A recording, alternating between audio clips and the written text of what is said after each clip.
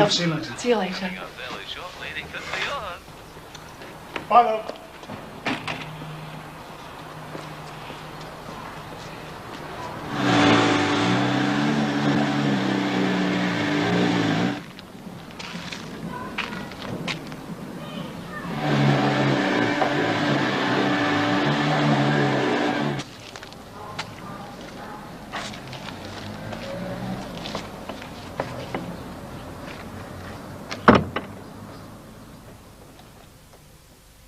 In May 1982, a woman was raped at her home in Manchester. It was the 6th attack in what was to turn out to be a series of rapes and sexual assaults that was to span 7 years. The attacks bore a hallmark. The intruder always surprised his victims in the early morning. Between 1981 and 1984, there were 14 attacks spanning the 3 counties of Greater Manchester, Lancashire and Cheshire. When the police realized they were linked, they set up a joint inquiry. But despite months of detailed detective work, there were few clues. Then, in February 1984, the attacks stopped. Faced with very little evidence, the cases remained unsolved. Eventually, the police closed their inquiry. What detectives could not have known was that over 3 years later, the rapist would strike again. GMR News from the BBC. At 5 o'clock, Roger Summerskill reporting. Police are hunting a man who raped a 23-year-old woman at her home in Hindley. The man, who was armed with a knife, kicked in the back door of the house and attacked the woman at 10 o'clock this morning. Police say the all forensic evidence from crimes like this throughout the whole of northwest England is sent to labs at Chorley. It was scientists who were to recognise the grim significance of this new attack. The main reason that we thought this was a possible continuation of the earlier series was that it had 2 distinctive characteristics. That is, it took place in the morning and it took place in a terraced house. Actually, that was a remarkable deduction, given that the labs had dealt with 1,000 sexual crimes in the intervening years. But they put their theory to the test. Semen samples from the latest rape at Hindley were analysed to find the telltale blood group. It was A, just as in the previous rapes. Then a further test on enzymes revealed another similarity. Only 1 in 9 males would share this chemistry. Is that the lot for today, then? It is, yes. Is your daughter still going to the disco later? Yeah, tonight, yeah. Right. I'll see you later, then. Yeah, bye. Yeah. This is Warrington, 20 miles from the attack at Hindley, and 2 weeks later.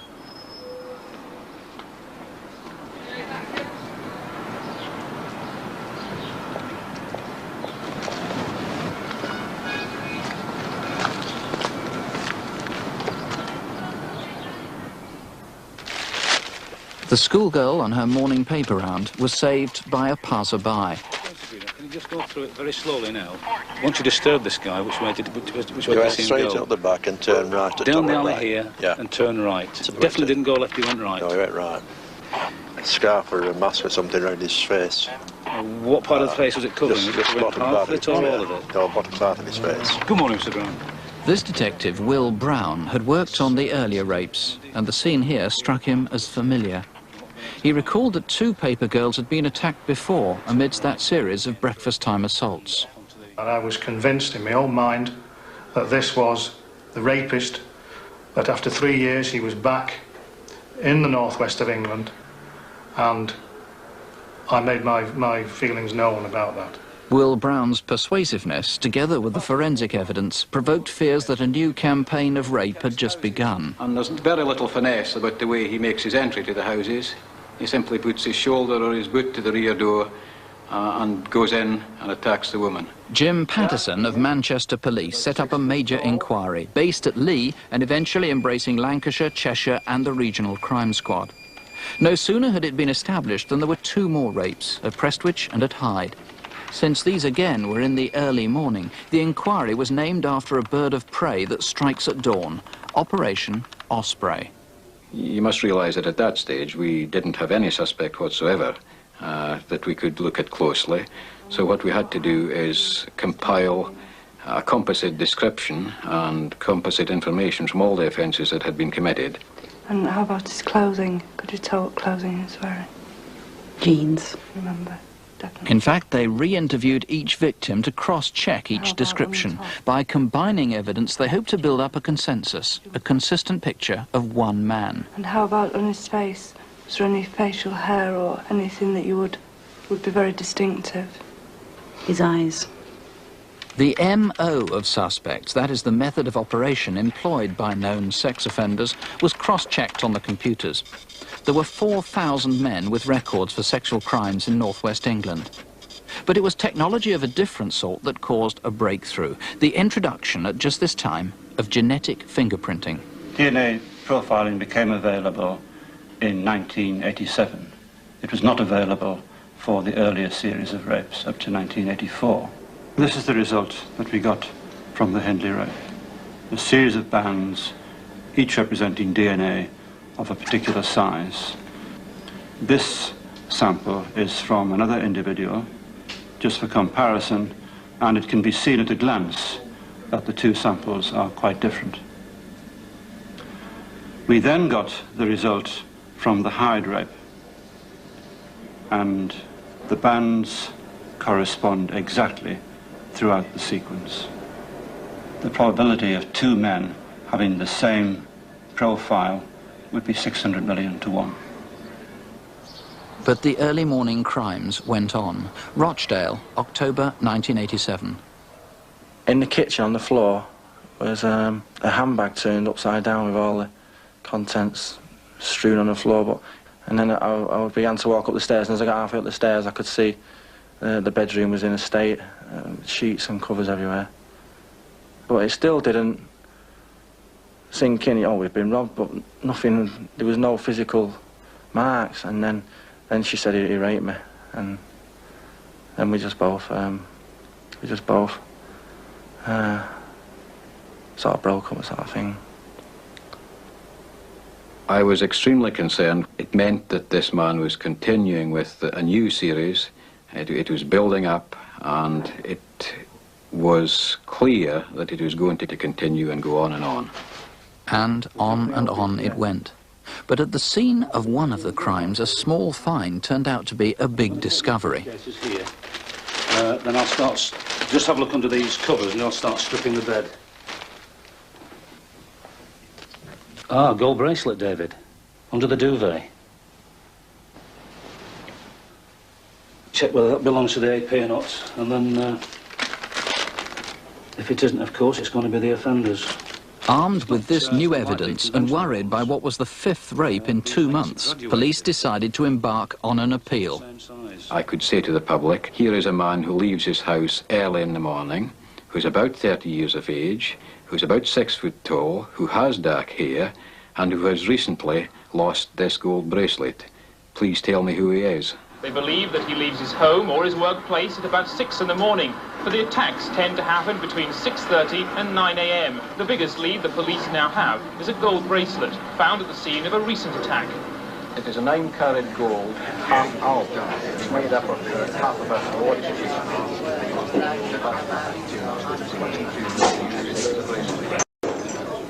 Leave that with me. I'll get on to crew and get all the background information for you. After the press conference, it just went crazy, really. Everybody was phoning in.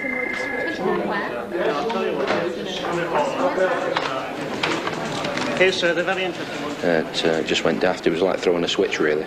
Just everybody called. Good evening, Osprey incident room. 2 of the calls that evening were crucial, and by chance both were taken by this detective. Well, you don't need to give your name if you don't want to. It will be treated in confidence, I can assure you. The caller, who wouldn't give his real name, said he was sure he knew the owner of the bracelet. It was found at the scene of one of the rapes. This man is he a close friend of yours?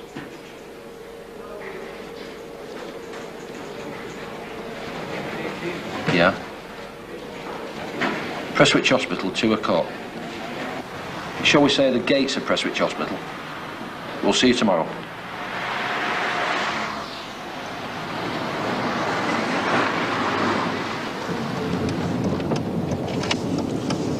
That looks like him over there.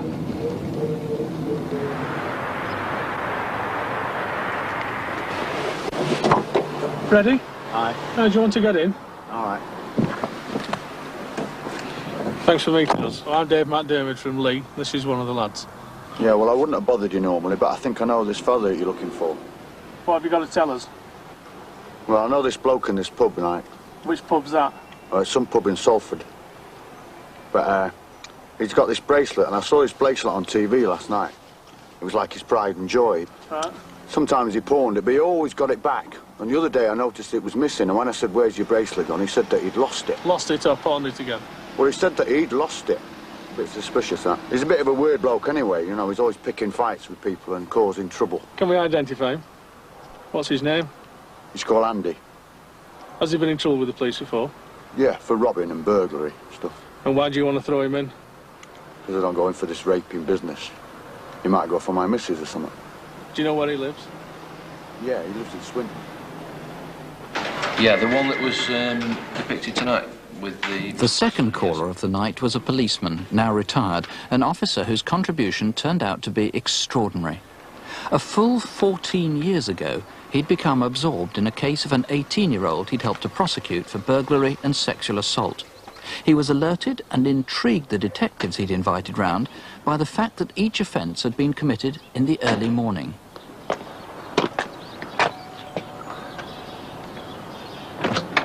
Hello, I'm Sergeant Waters. This is DC Daly.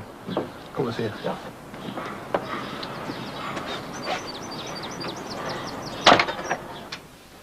I kept his photograph by accident initially. It was stuck in one of my suit pockets. And when I eventually went in this coat pocket and found the photographs, I couldn't bring myself to throw them away. They'd been on a shelf in my wardrobe for 14 years. I saw his photograph nearly every day when I went to my wardrobe.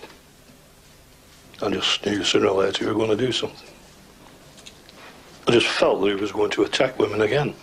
It was his eyes that struck me. He looked dangerous to me. When I saw the news on television showing the towns where the offences had been committed, I realised that it must be somebody that lives in the middle of them. The person that came to mind again was Andrew Longmire. Andrew Longmire. Now, Sergeant McDermott, you've seen somebody this morning, haven't you, who's given the name Andrew. Is this going to be the same fella? We've been to see the informant, Freddie, and from what he tells us of Andy, and our inquiries down at Salford and then at Records Office, it would appear to be the same Andrew Longmire. Well, obviously, this is a man we want to concentrate on today, I think. I want to know everything we can about his background. This was the first line of inquiry that I was quite optimistic about. Here we had a man who clearly fitted the description. We were able to check up on his previous record, and we could say that he had been in prison during 1985 when the offences were not being committed, but probably more importantly for us, we were able to very quickly confirm that he was never in prison when offences were being committed. Dave Craig. Immediately, Andrew Longmire's house in Swinton acquired a new neighbour, a detective in the bedroom opposite. Yeah, stand by. The postman's just walked up the path towards the front of the HA. Yes, understood. Surveillance is often boring, and this one was especially tedious. Eventually, it looked as though the house might be deserted, and they decided to go in and take a look.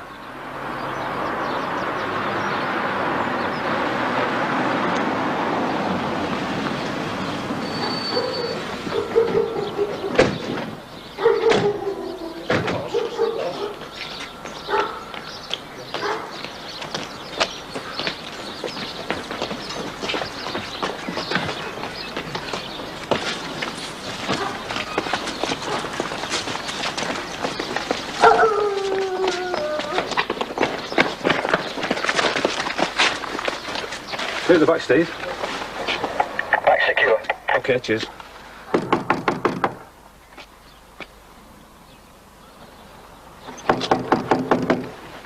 Come on, it's the police. Open up. Come on, open the door. It's the police. Oh, it's got the amateur look right from the way, you know.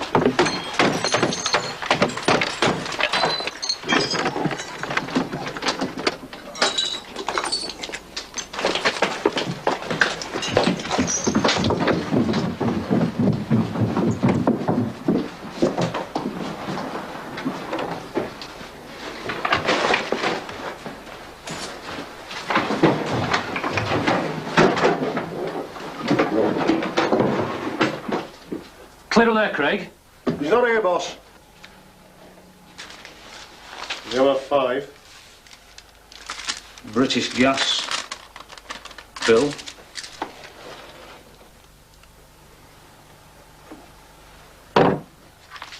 The 3 diaries, Craig, and 2 telephone address books, miscellaneous letters. Excuse off the bed, boss. Oh, fine. Is that that's the main bed? Bedroom upstairs. Fine. Leave them there with Craig, and he can log them there, please. Okay. We received a sheet, a bed sheet from Longmire's house, and we detected semen stains on it. And again, this was sent for DNA profiling. And the result showed that the bands corresponded exactly with the bands we had obtained from both the Hyde and the Hindley rape. This discovery was kept secret, but Andrew Longmire now had to be the rapist. He wasn't known to any member of the inquiry team, so what we had to do was make inquiries amongst people that did know him to try to build up a kind of a picture of the man. And it quickly emerged that he was a man who was a heavy drinker. There are varying estimates of how much he used to drink in a day, and they range from something in the region of 15 pints up to as many as 30 pints in one day.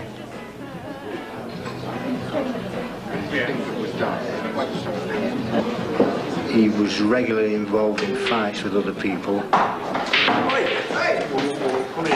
and the general impression that he wasn't very well liked. MDC Brown, this is Tony Raby from Operation Osprey. We're making inquiries in the local pubs to see if anybody knows this man. That's the man we're interested in. It's a fairly good likeness of him. I'm just wondering if you've seen him in the pub at all at any time. No, I've not recognised him at all. His face doesn't ring a bell. Yeah? We're from the police. Can we have a word with you a minute? I know you, yeah. What the bloody hell do you want? Are you a mate of Andy Longmire's? What if I am? We want a word with you. Making some inquiries into a man called Andrew Longmire. We believe you know him. That might do. What's it to you? They did find some of Andrew Longmire's criminal associates, though most were reluctant to talk. But they wanted to be rid of the police, and they also shared with the detectives a revulsion against rape. Like he says, we're investigating serious offences. Do you mind if we come and talk to you? No? For 2 weeks, police kept vigil on the house, and eventually a neighbour told them Andrew Longmire's girlfriend had been on the phone to them. When she heard police had searched the place, she said she'd come home to talk to them. Detectives picked her up when she arrived and took her in for questioning. Their questions went on for 2 days. We need to trace Andy urgently. You know him better than anyone else. You're nearer to him than any other person. You lived together as man and wife for a number of years. You've got his daughter, and we need to know where he is. Now, where is he? I don't think at any time that she knew anything in relation to the sexual offences that he was committing. But when he doesn't do that sort of thing, when he goes out robbing. He's not doing anything else. It just coincides that when all the publicity was put out in relation to the sexual offences, that you went away on holiday. You upped all of a sudden and went away. Now, what was the reason for that? Going on holiday. He did some burglary or something, and the bloke came back and hit him over the head, and, you know, that's why we went. Keep things quiet. Did you believe him? Well, my initial reaction obviously was that she did know and that she had to know. She was living with the man, she'd lived with him for years. But as I came to know Pat, it was obvious to me that she'd absolutely no idea whatsoever that he was committing these offences. Now, the aggrieved girls in both those cases say that the person who raped them had a scarf around the lower part of his face and around his neck. Now, from us speaking previously, you know, and I know, that when Andy's turned out in the morning to do, as you say, his robberies, he's worn a scarf, hasn't he, when he's gone out? I know. I understand what you're saying, but I can't believe it's him. Well, they also talk about him having a knife, as do the other people that have been attacked. And we know that Andy always carries a knife. You said that, and we've learned that from the inquiries that we've made. I know. But I just can't believe. Take the offence at Hindley. The back door kicked in. A woman in the house on her own. A pillowcase put over her head. Can I speak to Sue on my own, please? Okay, Sue? Yes, fine. Okay.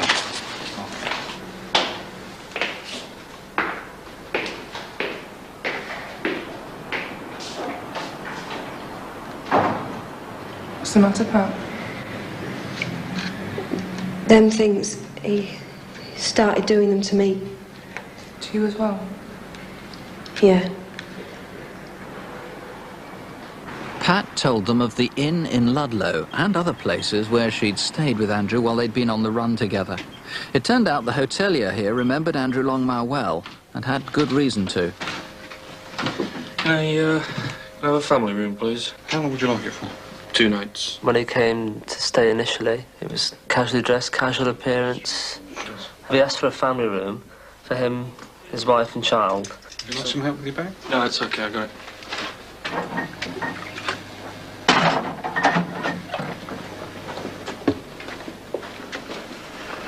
Bang a bit, please, and have one yourself. Oh, thanks very much. On a Saturday night, I usually come down to the bar early to get everything ready. And as I was coming down the corridor, I could hear a soaring noise from that bedroom. I was wondering what on earth was going on. Pictures in your mind of soaring furniture, making a mess of the bedroom, whatever. Next morning, he went into the room to have a look. No shavings, no nothing. I had absolutely no idea what they may have been doing. In fact, there'd been a burglary in Ludlow. Though police didn't know it, Andrew Longmire was now armed with a sawn-off shotgun. Platform 9 is the delayed 4. Can you attend the ladies' toilets on platform 6, please? We've had a report of a man asleep there. Over. Roger, we'll investigate. 1 month later, late at night, at Leeds in Yorkshire.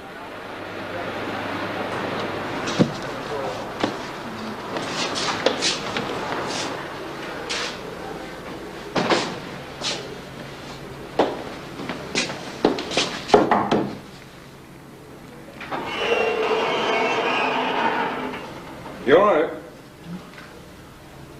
Oh, yeah, I was just having a kip down. Well, this is a ladies' toilet. You shouldn't be in here. Come on out, please. I'll just get my gear.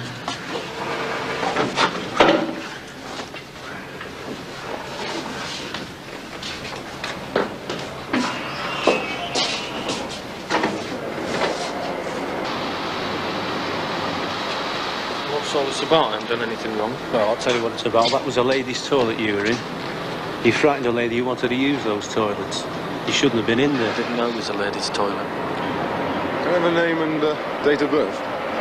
John C. Mark. I was born 12th of May 1956 in Wrexham. Have you got anything to confirm this, like a driving licence or anything? No.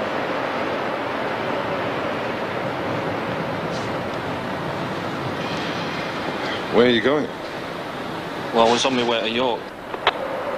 Body check on A1, John C. Mark. That's Sierra Echo. I missed my connection, so I had to stay here. I'm waiting for the next train. My car's in Harrogate, you see.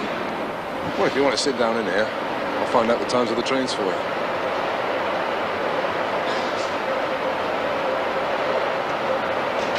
Yes, received. Have you a description?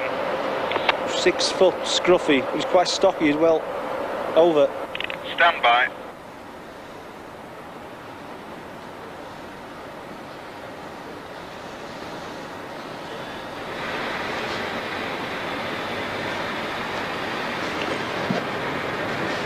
Jesus, he's got a gun!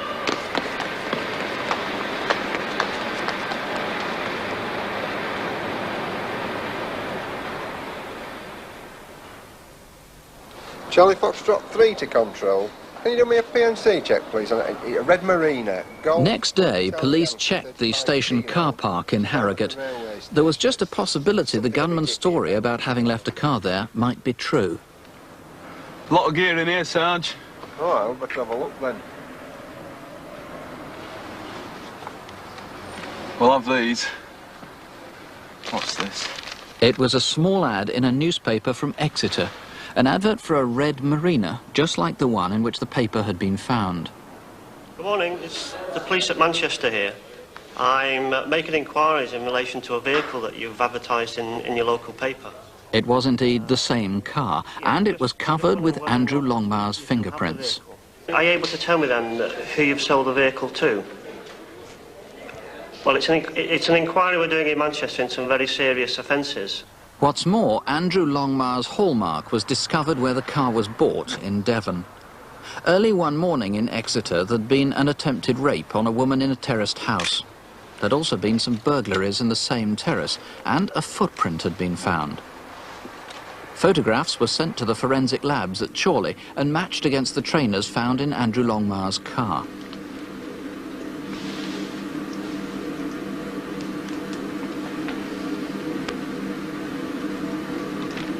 There was no doubt it was the same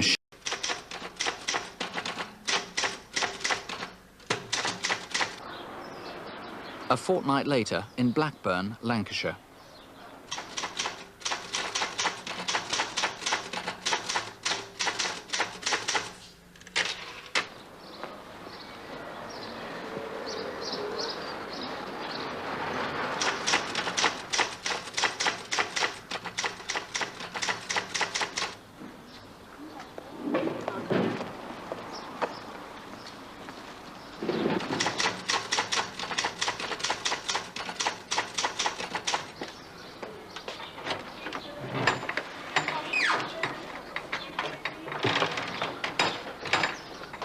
We went to see the girl in hospital about 2 or 3 hours after she'd been raped at her home. She was obviously very, very distressed about what had happened, but also very calm and very, very cooperative. She'd been stabbed. The main wound was to the back, which had actually punctured her lung, which she still suffers from some chest complaint now. She'd also got quite a serious stab wound to the left-hand side of her neck. Various what we call defence wounds to her hands where she'd actually tried to grab the knife. The violence was of a level not known before from Andrew Longmire, and the police were becoming increasingly anxious and frustrated at their inability to find him.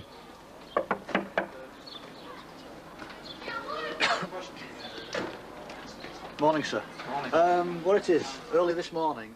DNA samples sent from the rape here at Blackburn would take 6 weeks to process, but evidence connecting Longmire to the stabbing was discovered at a scrapyard 200 metres from where the crime had been committed.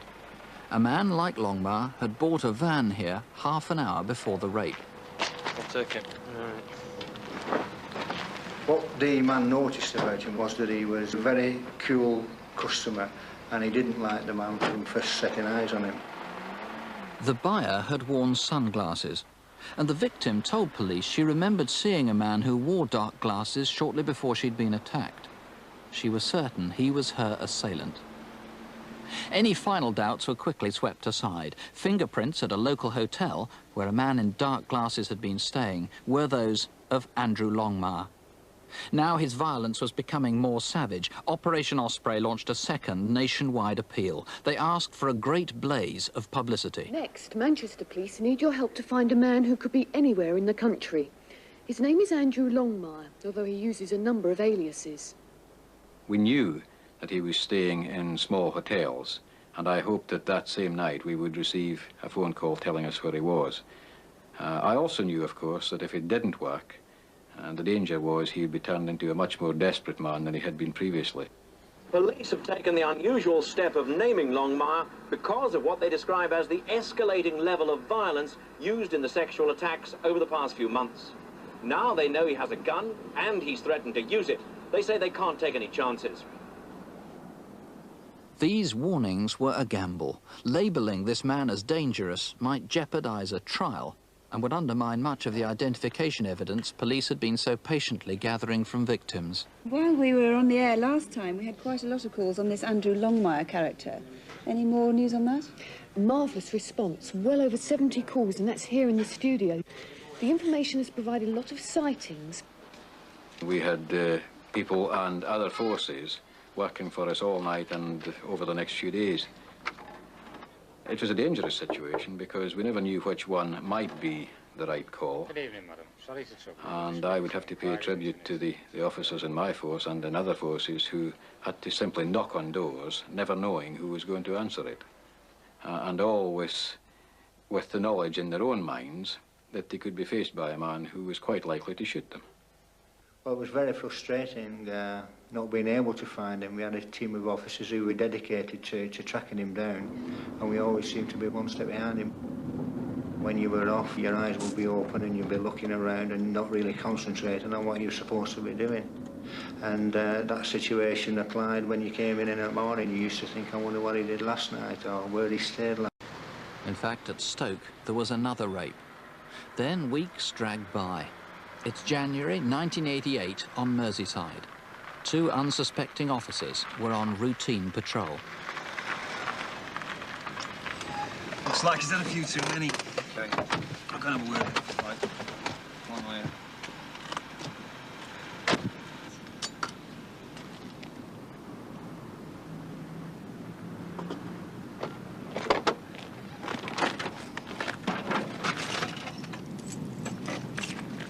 Hello, mate.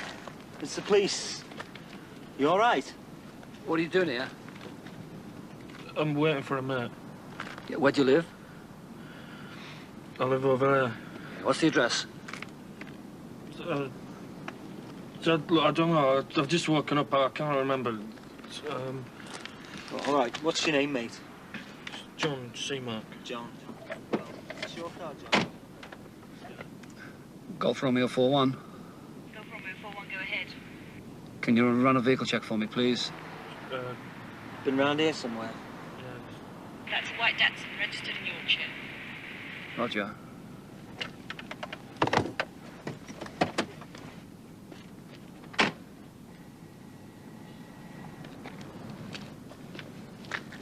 Have you got any identification? Yeah, I've got a driving license.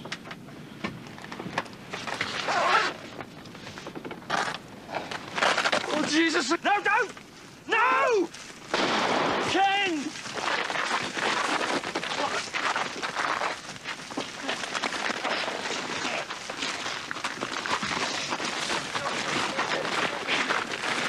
Derek!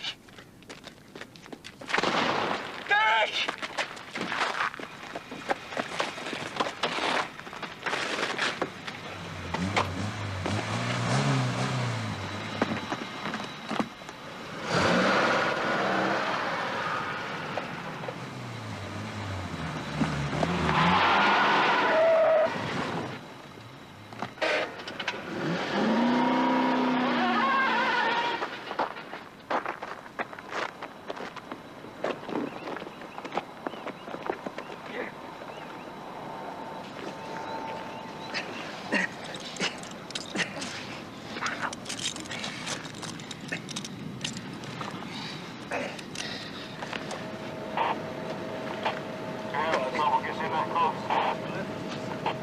At one stage, he tried to get up off the trolley.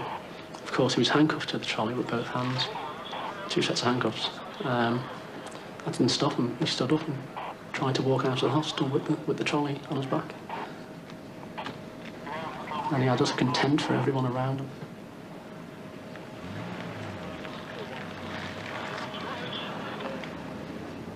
We didn't know who he was until we got to the hospital, and checks were made, and it was revealed to be Andrew Longmire. The night before, it was read out to us when we came on that he'd been seen in the Wrexham area. I commented at the time that, oh, he's getting a bit close now, we'll start looking for him. And little did we know that night that we would be fighting with him the following day. But, I think we were both very lucky. I was at home in bed in the early hours of the morning when my telephone rang. It was my deputy, Superintendent McNichol, who told me that there had been an incident at Bevington in the Wirral and that 2 police officers had been shot at. I, in my semi-sleepy state, thought he said 2 officers had been shot, and I've got to say that that was probably the worst moment in my career I thought that my decision at that stage had caused 2 officers to be seriously injured. The man, who police cannot name for legal reasons, was brought here to Birkenhead Police Station after receiving medical treatment. He'll be taken by officers of Greater Manchester Police to Lee Police Station, headquarters of Operation Osprey.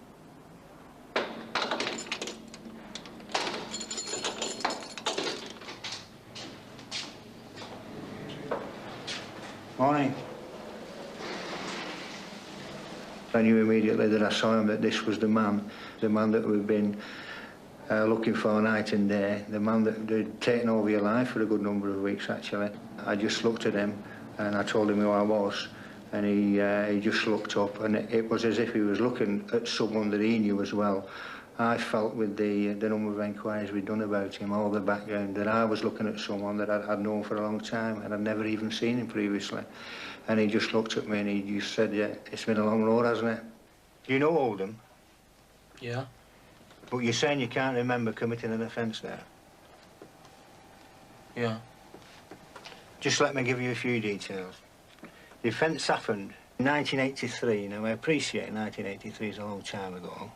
It was on a Wednesday morning. It was 8:30 a.m. and it was in mid-January, the 18th of January. Yeah, look, I'll finish that one for you. I went into the house and then I raped her.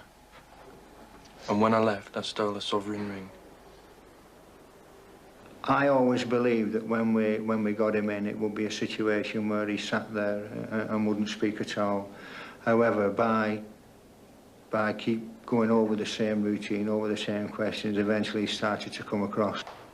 Myself and DC Dye, the other interviewing officer, we used to see him first thing in the morning. What is it? Hi. We used to sort of settle him down, and we would talk about all manner of things. I sleep too well. The solicitors arrived, you know. We were in a situation where we needed to get inside the man. We wanted that man to be talking to us, and we were always striving to get him to say more than he was actually saying on the interviews. Does that incident ring any bells with you? No. As far as I can remember, I never raped anyone in Wigan. There'd been so many rapes. These interviews went on for 3 weeks, the detectives anxious to get confessions for the 14 attacks that preceded the genetic fingerprinting. They wanted to clear up the crimes and, for the sake of the victims, to close those dreadful episodes as best they could. Did you have a knife with you at that stage? Yes, I always have a knife. Even when I go to the pub, I have a knife. All the other matters that we've spoken about, the sexual offences, has there always been a knife? Remember? I can't remember. I don't know. I don't know. He didn't show remorse in relation to the victims. He was very annoyed at getting himself caught. Several of the women described the eyes of the offender as being very penetrating, very piercing, ice cold. The victims must have been absolutely terrified.